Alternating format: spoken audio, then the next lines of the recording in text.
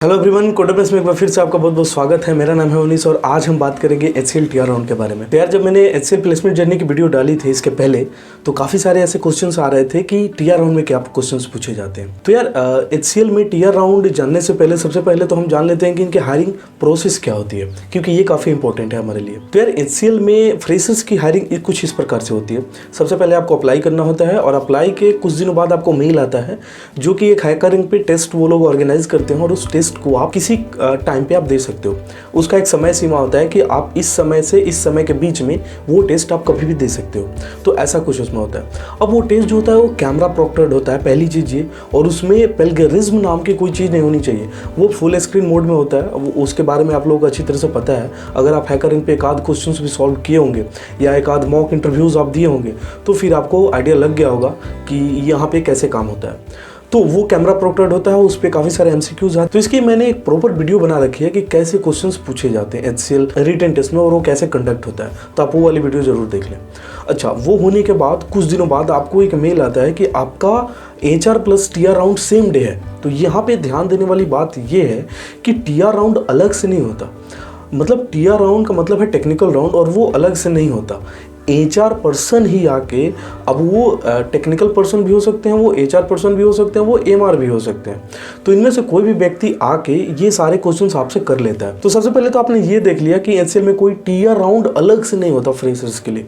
May be अगर वो on campus recruitment कर रहे हैं तो हो सकता है कि टीआर राउंड हो, लेकिन ऐसे अगर बात करेंगे तो फिर टीआर राउंड नाम की कोई चीज़ नहीं होती जब आप ऑफ कैंपस अप्लाई करते हो। तो फिर हायरिंग कैसी होती है? हायरिंग यार इस प्रकार से होती है। सबसे पहले आपका रिटन टेस्ट होता है, फिर HR plus TR round same day हो जाता है। अब इसमें क्वेश्चंस कैसे करे जाते हैं और मेरे से कैसे क्वेश्चंस करे गए थे? तो यार, अगर आपने रिटन टेस्ट निकाल लिया और आपको ये मेल आ गया कि आपका जो HR और टीआर राउंड इस डेट को है, तो 70% चांसेज है कि आपकी प्लेसमेंट हो गई। अब क्यों? क्योंकि HR प्लस टीआर राउंड में टीआर क्वेश्चन जो होते हैं 10% पूछे जाते हैं, 90% आपके मैनेजरियल क्वेश्चंस और सिचुएशन बेस्ड क्वेश्चन किए जाते हैं। अब 10% जो टेक्निकल क्वेश्चंस है उसमें क्या पूछे जा सकते हैं? तो यार, उसमें कोई आपको प्रोग्राम सॉल्व नहीं करना बैठ के उनके सामने, ऐसा कुछ नहीं होता। ना ही आपको कोई बड़े बड़े टेक्निकल टर्म्स समझाने होते हैं। बस बेसिक कॉन्सेप्ट, जैसे आपको कौन सी प्रोग्रामिंग लैंग्वेज आती है उस प्रोग्रामिंग लैंग्वेज के कुछ बता दीजिए बेसिक चीज़ें। उप्स कॉन्सेप्ट आप अच्छे से मालूम होना चाहिए, और 4 पिलर्स ऑफ उप्स, ये सारी चीज़ें कॉमन है और यही से सवाल आता है। इसके अलावा कोई भी क्वेश्चंस नहीं किए जाते और ना ही आपको कोडिंग बैठ के वहाँ सॉल्व करना है। तो वो 10% जो होता है वो नहीं भी पूछा जा सकता है, वो चीज़ें ऑप्शनल होती है। हालांकि आप तैयारी करके जाओ इन चीज़ों की। मतलब आपको अगर कोई एक लैंग्वेज आती है तो उस लैंग्वेज की बेसिक्स आपको क्लियर होनी चाहिए उस राउंड में बैठने से पहले। इसके अलावा कोई प्रोजेक्ट्स वहाँ पर डिस्कशन नहीं होते, किसी भी तरह का टेक्निकल टर्म्स, इंटर्नशिप्स के बारे में कोई डिस्कशन नहीं होता। और बाकी जो HR क्वेश्चन होते हैं उसमें, तो इन HR क्वेश्चन में क्या पूछे जा सकते हैं कि आप रिलोकेट कर सकते हो कि नहीं, आपका परसेंटेज क्या है, आप अपने एजुकेशनल बैकग्राउंड के बारे में बताइए, ये सारी चीज़ें। इसके साथ साथ वो भी पूछ सकते हैं कि कोई सिचुएशन दे देंगे और बोलेंगे कि आप इसमें कैसा बिहेव करोगे। तो यार, ये काफ़ी कॉमन क्वेश्चंस होते हैं और वहाँ पे मैं तो यही बोलूँगा, स्पीक द ट्रूथ। मतलब जो आपके दिमाग में एट ए टाइम है वो आप बोलो। कोई बनी बनाया अगर आंसर दोगे तो मोस्ट प्रोबेबली चांसेस है कि आपकी सिलेक्शन कट जाएगी।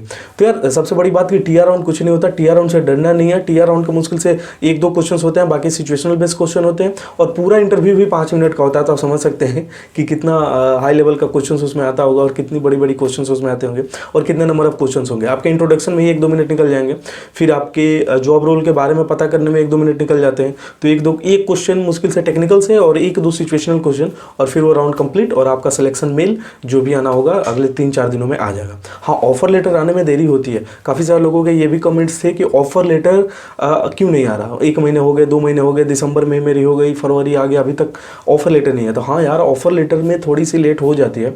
इतने मास नंबर ऑफ हायरिंग चलती है तो ऑफर लेटर में देरी हो जाती है। लेकिन अगर आपको सिलेक्शन मेल आ गया तो no one stops you joining the HCL, तो आपकी HCL में जॉब पक्की हो जाएगी। तो अगर आपका सिलेक्शन मेल आ गया, ऑफर लेटर नहीं आ रहा है, तो चिंता करने वाली बात नहीं है। वो कुछ दिनों में आपको ऑफर लेटर जनरेट करके भेज देंगे और उसका एक टाइम रहेगा कि इस टाइम ड्यूरेशन के अंदर अगर आप वो एक्सेप्ट कर लेते हो तो फिर आपकी हायरिंग पक्की हो जाएगी और आपकी ऑनबोर्डिंग तुरंत के तुरंत हो जाएगी। तो इन बातों का खास ख्याल रखना है कि आपको घबराना नहीं है, पैनिक नहीं होना है। HR टीआर टीआर राउंड नाम सुन के बड़े बड़े लगते हैं।